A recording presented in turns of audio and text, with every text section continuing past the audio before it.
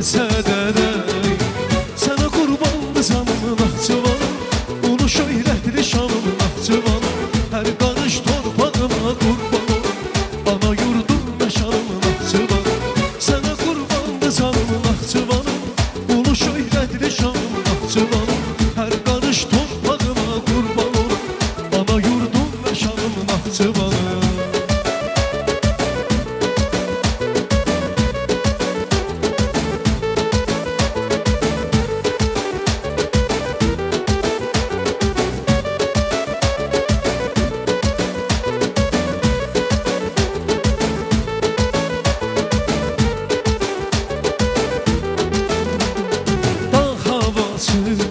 Təbiəti, dünya aləm heyranındır.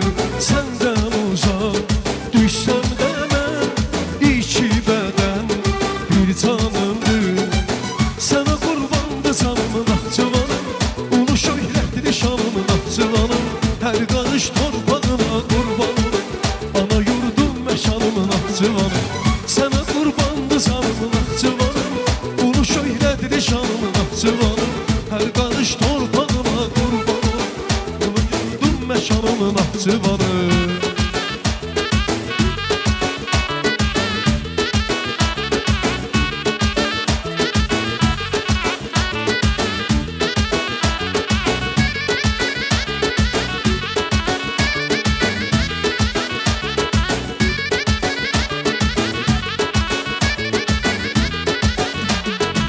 Sənə qurbandı canım Naxçıvanım, ulu şöhrətli şanım Naxçıvanım.